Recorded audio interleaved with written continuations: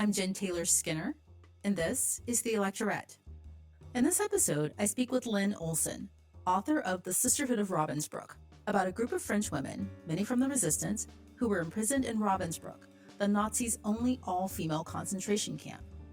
Despite isolation, starvation, and the constant threat of death, they found ways to resist, sharing forbidden news, they covertly documented the horrors in the camp, they supported one another, and they held on to their sense of purpose, even when everything around them was designed to essentially break them and to erase them. Olson's research brings to life not only the courage of these women, but their sense of community, a sisterhood that sustained them through unimaginable circumstances. And it's an important reminder that resistance doesn't always look like heroics. Sometimes it's quiet, sometimes it's covert, but it's still transformative. And that's the message that I was left with after reading their story, especially in light of the current circumstances in this country. Resistance doesn't always have to be loud to be powerful. No act of resistance is too small, and every action matters. So without further ado, here is my conversation with Lynne Olson. Lynne Olson, thank you so much for joining me. Oh, it's a pleasure to be with you. So in your book, The Sisterhood of Ravensbrück, you tell the incredible story of a small group of French women who were imprisoned in Ravensbrück. And that's a concentration camp that was located, I think, about 50 miles outside of Berlin. And it was an all-female concentration camp. And I guess my first question is, why did Hitler want an all-female concentration camp? That's a really good question, and I really don't know the answer. They never said officially, formally, why it was an all-female concentration camp. I mean, the concentration camps and the prisons, the German prisons, were all segregated by sex anyway, especially the prisons where there were both sexes, both genders in the prison. For some reason, they decided to make an all-women's camp. And I think part of the reason is because Ravensbrück, unlike many of the German concentration camps, was a labor camp in the sense that they sent out the inmates to factories all over Germany to work. And there were factories near Ravensbrück, but they sent them out hundreds of miles away to work, mostly in munitions factories, but all sorts of German plants. And maybe that was one of the main reasons why, because the women were thought to be better workers. It was a huge source of income. Ravensbrück was a huge source of income for the Germans, particularly Heinrich Himmler, the head of the SS, who was in charge of all the concentration camps. And he actually owned the land that Ravensbrück was built on. So he was the one making the money when the factories would pay the Germans for the work of these women. Of course, the women were slaves. I mean, they didn't see any money, but it was all going to Himmler. And so I think that might have been another reason why they decided to make it all women. Right. I couldn't find an answer to that myself. I looked it up and so you made a really important distinction that it was a work camp or a labor camp versus a death camp like Auschwitz, right? Right. Yeah, it's interesting. Yeah, that's correct. I mean, the extermination camps, the death camps, almost all of them were in Poland, and they were designed to kill immediately. So most of the people sent to Auschwitz, not all of them were Jews, but the vast majority were Jews, and most of them were executed or killed immediately. The other camps, most of them were in Germany, were labor camps. I mean, they were work camps. They were slave labor camps. And that doesn't sound as bad as the death camps, but in fact, they were a death camp too, only it took a longer time. I mean, they worked these women to death, literally.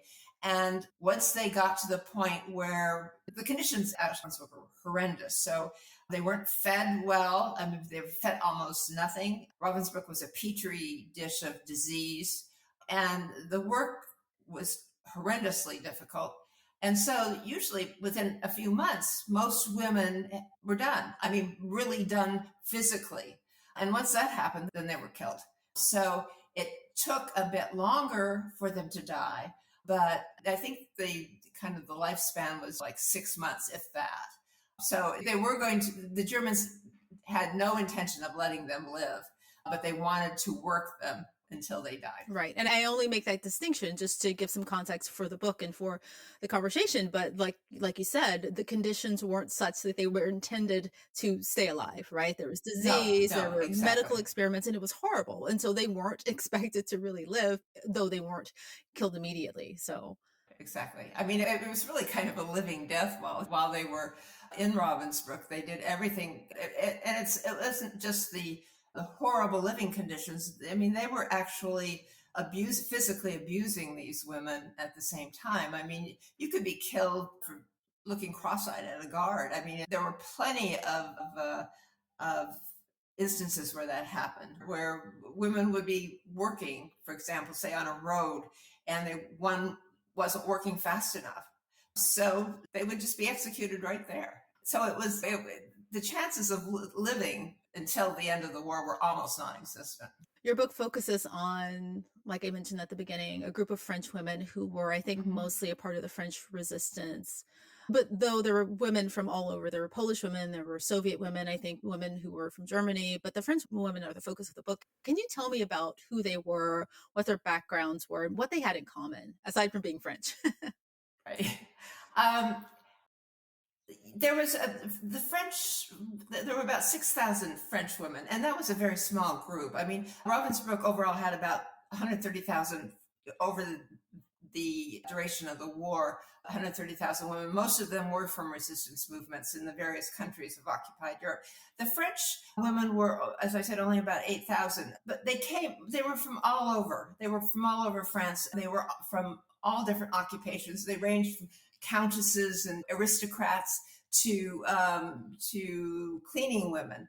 But what interested me about the French women is they banded together. Many of them came together they realized that in order to survive, they had to become a community. So they banded together to help each other live, and then also banded together to continue the resistance they had been involved in before they were sent to Ravensbrück. They continued that in the jail. Now, they weren't the only ones. The Polish women, for example, the Polish resistance women who were sent there were also resisting, but the French, it was much more of a community. I mean, it was organized. It was much more organized, and they managed to do it. They refused to allow themselves to be victims. They refused to acknowledge that they were victims. And it had a lot to do with one particular woman who was sent there, who I write about a lot. She's one of the four that I really focus on, Germaine Tillion, who was a very well-known anthropologist in France. She was in her mid-30s. She had been with the Berber tribes in Algeria. She was France's version of Margaret Mead. She had studied for years how this tribe lived.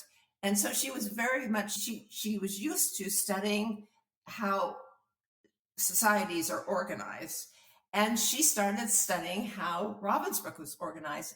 She came to the conclusion, which is what she told everybody who came into the camp, that you can't even think of surviving by yourself. You have to join together. You have to form friendships. You have to be there for each other.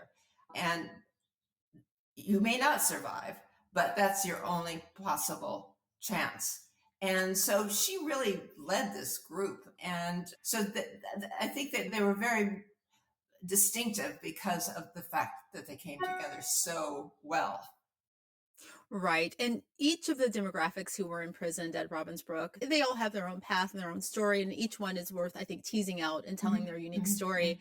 And one of the things that I know that this group of women had in common from reading your book is that they didn't have backgrounds I don't think anyone had a background in resistance or in intelligence gathering. And Germaine Tillion, like you said, she was an academic, she was an archaeologist, and she used those skills, right? Right.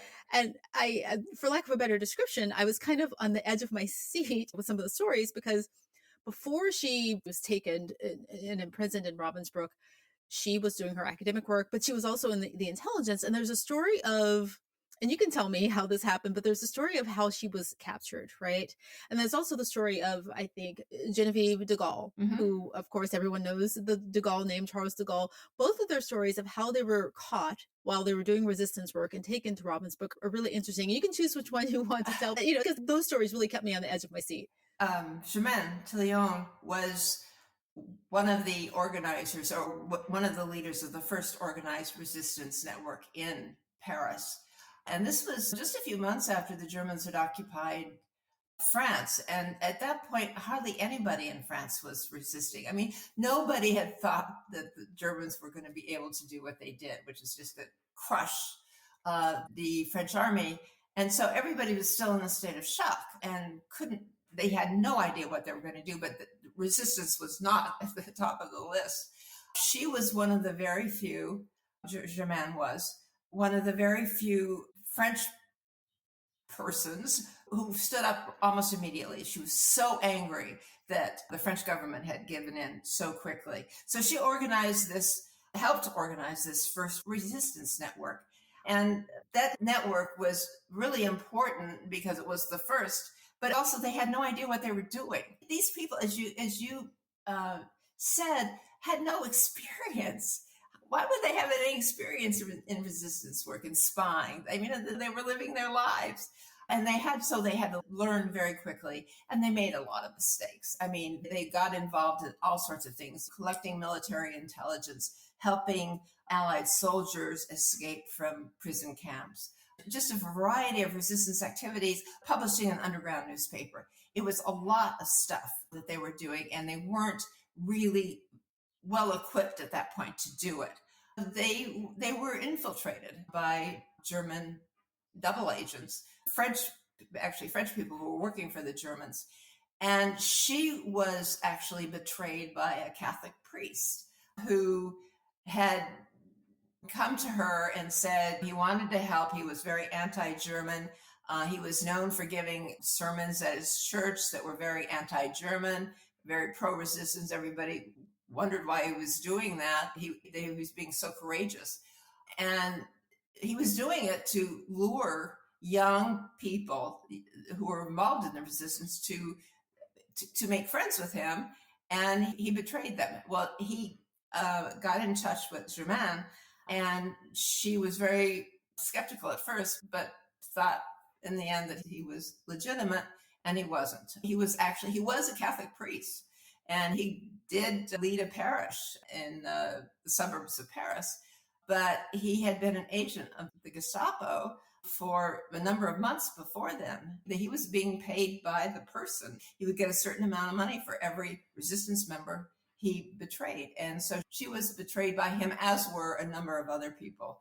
Well, I mean, he basically, the network wasn't totally destroyed, but pretty much destroyed because of his betrayals.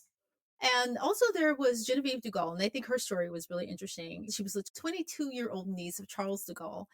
And she also didn't have a background, I think, in any kind of resistance. And the story of how she was captured was really interesting. I think she was delivering some identity papers or documents to a bookstore, and she felt that something was off, right? What was her story?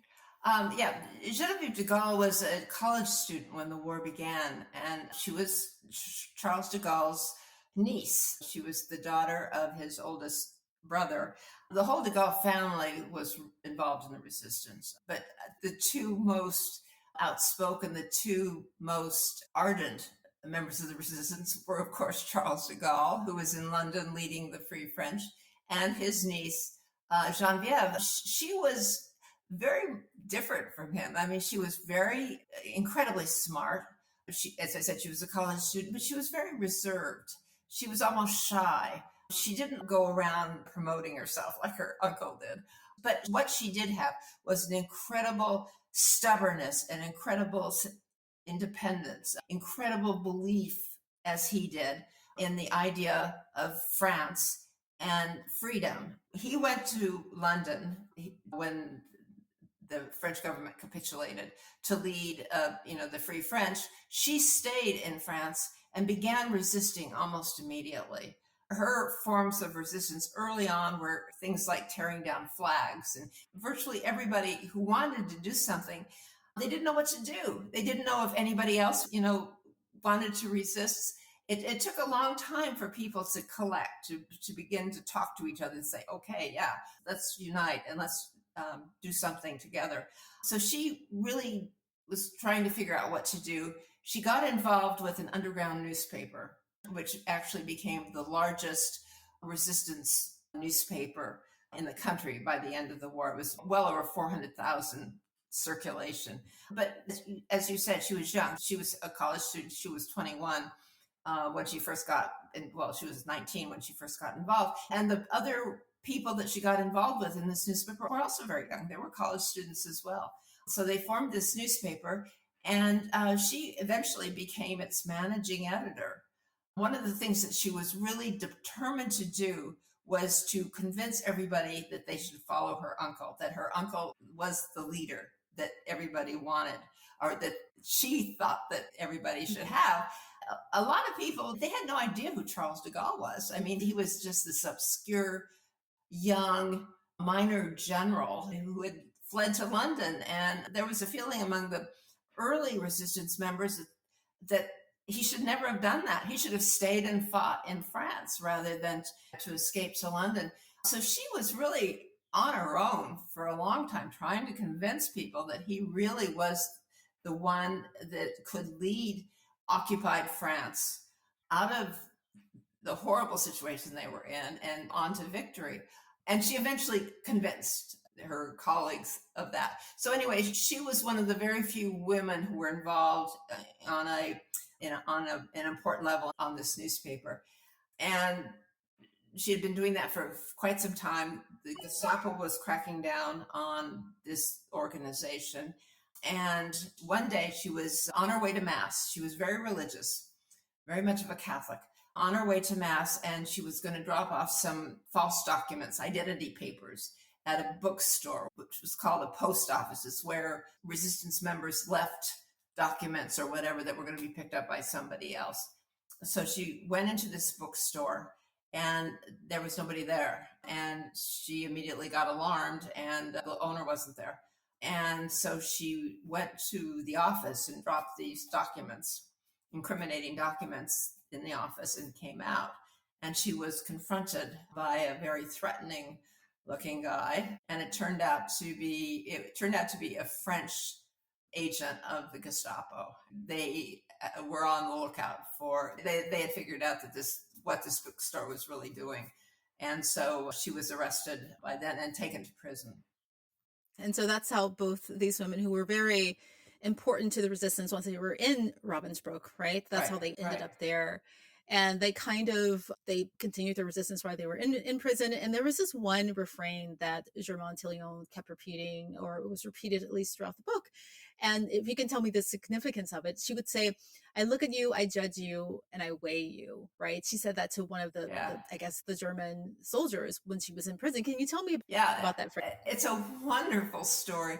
Germaine Tillion, as you said, is a real academic, a real intellectual, and a scientist. I mean, she was an anthropologist, and that's a social science. And so she thought scientifically. She thought about what was happening. And this was in prison in Paris before she was sent to Ravensbrück. A German soldier came in and said to her, a German guard said to her, "You're going to be executed tomorrow." And she was so busy thinking about her life, and she was just lost in her own thoughts. And then all of a sudden she realized what he had said, and she looked at him, and that's what she said. Basically she was dismissing him. She was saying, "You are not important. What you just said is not important. I am in my own zone. I am, you mean nothing to me." And he got furious. And whether he was about to kill her or not, then he did not. He left. But she had that attitude, which I think obviously helped her a lot when she got to Ravensbrück, because she was able to put her anthropologist hat on and examine what was going on in a scientific way, that a detached way, the same way that she could detach herself from that German guard and say, you're not important. She did that at Ravensbrück. She was able to detach herself and basically become an anthropologist again. And so she had that measured, like, not that she was in charge, but she didn't feel helpless. She felt like she was an investigator. She was investigating this place. So she felt that she had some agency. And so that attitude that the more you know about what you're facing, the better off you are. And that if you can do that, then you can come up with a way of perhaps not only living with it, but challenging it. And that's the attitude that she imparted to young women like Geneviève de Gaulle, who, when she came in, she remembered vividly meeting Germaine for the first time and making her feel that everything might not be helpless, that she offered hope. It might not be, the chances might not have been all that great, but she offered hope to them. And she offered a way to basically take back their lives. I mean, that they were not victims. She tried to get that across. You're not a victim. You have power if you use it. And the way you have power is coming together with your fellow prisoners. And that lesson was taught not only by her, but by all the women who had come in earlier, and to the younger women who were still coming in. So, that really helped, I think, create this society that they had, this sisterhood that they had, and really did help them survive, I think. Right. And her skills as an anthropologist were really useful. Like you said, she would gather information about the camps. And what I noticed about the resistance is that it was, we think of resistance as being kind of harrowing and gathering intelligence and helping prisoners escape, but often it was just the dissemination of information. Absolutely. Absolutely. Right. And in many ways, that was one of the most important contributions of the resistance. I think, for example, I mentioned newspapers. I think when people think of the resistance, as you said, that you're thinking about things that you've read in books and movies. It's the dangerous things. It's fighting the Germans. It's collecting, spying on them, and all that. But letting people know what really is happening is just as important, or sometimes even more important. I mean, the sense that you're alone, the sense that you're helpless, is what the Germans wanted. And if you could impart information, if you could let people know there are ways of fighting back, then that was just essential. And that's what she did. I mean, they were doing it before they were arrested, these women, but it was just so crucial when they got to that camp to get that information, to have it reinforced over and over again. Right. Well, once they were in Ravensbrück, they were really isolated. Mhm. So it was, I think, had a function there in helping people have hope, like you said. And there's this one really incredible story where she had her laundry delivered by another resistance member. And I think in the lining of her laundry bag, Yeah. she discovered some hidden papers. And I think they were French language bulletins or newsletters, right? And tell me what she did with that Right. information. That was before she was sent to Ravensbrück. That was when she Oh, I was see. in prison in Paris. Yes, that's right. She had her laundry sent out, and it was sent out to a friend, and the friend would return it with transcripts. It was of the BBC. The BBC in London had secret broadcasts to France in French, and another way of getting information to the French. People were risking their lives to listen to these podcasts because they were forbidden. So, but anyway, they broadcast every night to the French, telling them what really was going on in the war. And so she would get these basically transcripts of these broadcasts in her laundry, and she would kind of transmit them herself by, this was a prison, but there were ways of communicating through like water ducts and vents and pipes. And so there was a really good communication system within this huge prison. And she would let other people know what was going on, what the BBC was saying. And so it really got around the prison. I mean, the incredibly ingenious ways that these women came up with to communicate and to, as I say, band together were incredible. I mean, right from the beginning. And in doing that, so, what I write mostly about Ravensbrück and sisterhood there, but it really began before when they were in, and most of these women were in prison for some time in Paris, in various prisons in Paris and around the country. So those networks had already begun. Even though they were in separate cells, they had created a way of communicating with each other. So it had all begun already, and then it was just taken to the nth degree at Ravensbrück. You've mentioned that a couple of times, and I keep getting us mixed up between there were prisons outside of Ravensbrück that they were at before they were taken there. Yeah. And so once they were taken to Ravensbrück, what was the deciding factor to take them to Ravensbrück, to move them from these prisons in France, for example? Why did they make that decision? I think they were eventually going to end up there. Toward the end, as the war was continuing, and especially after the Allies had landed in France at D-Day. So you were talking about 1944, but even before then, the Germans wanted to get those who were imprisoned in Paris out.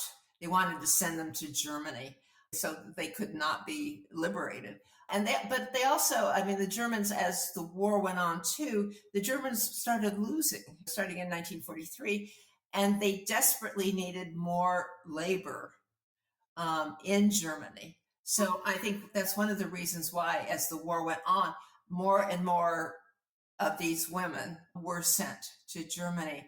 And in fact, most of the women, almost all of the women that I wrote about, didn't get to Ravensbrück until 1943.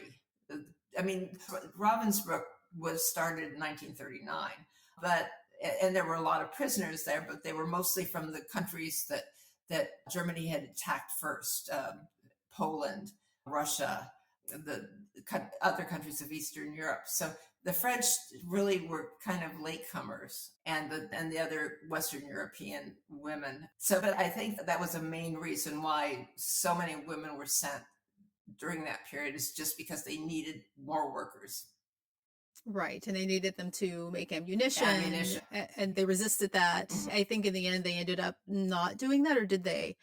I mean, that was one of the ways they resisted. One of the main ways that they resisted was to do everything they could to undermine the German war effort. And as I said before, that Ravensbrück, one of the chief reasons for Ravensbrück is to provide labor for munitions factories, other kind of war-related factories. And they did everything they could to avoid having to do that. But if they were forced to do that, then they tried to sabotage whatever work they were doing. But in the book, I go into great detail about, especially toward the end of the war, how they would actually escape from work details. They would hide. They would do all sorts of things to avoid having to do anything that might contribute to the Germans' war effort. And we're talking a lot about the resistance and their acts of bravery, and they were really brave women. And I don't want to downplay just how horrible the conditions were there. There were medical experiments there. People were killed. They were near starvation most of the time. There was disease, right? It was a really horrible, horrible experience. And through that, somehow they were able to continue their resistance and their bravery. I don't want to make the comparison to now, really. But the word resistance is used often when we're talking about the current conditions in the US. And I think one of the things that I gleaned from this, or that I learned from reading this book, is that no act is really too small. Right. Absolutely. Delivering a newsletter, shouting things through the pipes, or just, I think there was one story where her mom was telling a story during their work detail while the women were either in the kitchen or sewing or something, right? That would help strengthen their resolve. Right. Absolutely. Yes, I think that is a big takeaway from the book, is that ordinary citizens just had enormous power. I mean, and I think that's a lesson for today. Ordinary citizens, even the worst of times, and this was really one of the worst of times. You can't imagine. It's hard to imagine a worse time than what these women went through. They had the power by, again, joining together, about, creating, as I said, a sisterhood, creating a group. I mean, alone you can do nothing, or it's very difficult to do anything. But together, as they proved, you actually you can have a great impact. And I think it's really timely now. It's easy to feel helpless. It really is. But A, if you're alone, and B, if you don't know what to do.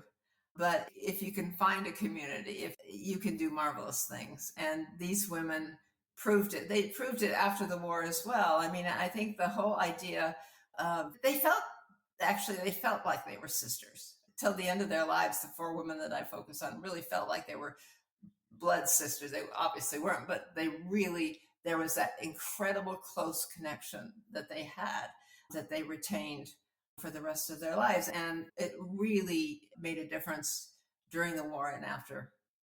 It's truly incredible that they survived, because I think one of the crushing things for me that I learned about the war was that, you mentioned Germany was losing the war. Mm-hmm.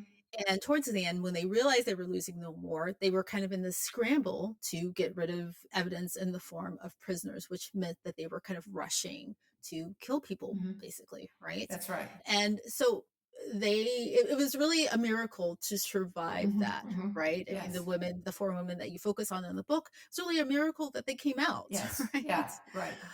And I think you say this in the book, that the last 3 months of the war, the last several weeks of the war, were really some of the hardest times to survive. They really were, and they were among the most bloody times. I mean, the Germans, as you said, were absolutely desperate to get rid. They wanted to kill all the prisoners, but there were so many. Ravensbrück was terribly overcrowded, being the only women's prison concentration camp, so that concentration camps that were empty because they were closer to for example, the Russians coming from the east. The camps in Poland, Auschwitz was emptied. They closed down the gas chambers in Auschwitz, was emptied. Tens of thousands of prisoners, and most of the women from Auschwitz were sent to Ravensbrück. So you had 40,000 women in this camp at the end of the war, and they were doing everything they could to kill them. I mean, there was no gas chamber at Ravensbrück until late 1944. But once they installed it, they used it a lot. And so hundreds of women were gassed every day. So in the last 2 or 3 months of the war, especially the last month of the war, they were doing everything they could to get rid of the women as quickly as possible. Right. And I think we talked about this earlier. I think so not only were the prisoners there evidence, Mm-hmm. but they would also put out with these propaganda photos throughout the war, Right. of prisoners supposedly looking, healthy and well fed. But there was one woman in the book that you feature her sketches, Mm-hmm. right? Mm-hmm. The sketches throughout the book. So she was trying to document through drawings Mm-hmm. what was actually happening. Can you tell me a bit about that? Yeah, I mean, throughout my book, I use some of her drawings. She was a nurse, and had been a nurse before the war, so she was not a professional artist, but she did have a talent for drawing. And I don't know how many, 50, 60, she did 50 or 60 drawings, taking her life in her hands. She would do this after the work in these overcrowded barracks, in her overcrowded barracks. She would sketch. She managed to find pencils and paper, and she would sketch as I said, they're very primitive, but they are very powerful drawings of guards beating women, or guards carrying them by their hair to the gas chambers. But at the same time, she also showed prisoners, the friendship of prisoners, that they're incredibly moving, and yet infuriating drawings. And I thought that they, more than anything I've seen in terms of photographs, illustrated what it was like. And unbelievably, those illustrations survived, as did she. And after the war, they weren't really published widely, but they are available in a number of places, including the Holocaust Museum. Because Ravensbrück was forgotten. Ravensbrück didn't have the photographs that were taken of the other concentration camps after the war, like Dachau and Buchenwald, where American troops liberated them. And so there were American journalists who were covering those troops. And so we all have seen those photographs and the footage, the newsreel footage of stacks of bodies and of skeleton-like survivors. Well, Ravensbrück didn't have that because it was liberated very late, and it was liberated by Soviet troops, and there were no journalists. And, I mean, the Soviets probably took photos, but they never produced them. And so nobody really knew what was going on in Ravensbrück, and still to this day don't really know what happened. And so those drawings that this incredibly courageous woman did, I think, are the most searing kind of evidence, of pictorial evidence of what really went on in that horrible place. Right, which is why this book is so important. I've read lots of books on World War II and about the Holocaust, and I've never heard the story of Ravensbrück. And like you said, they were liberated quite late, and they were almost not rescued Right.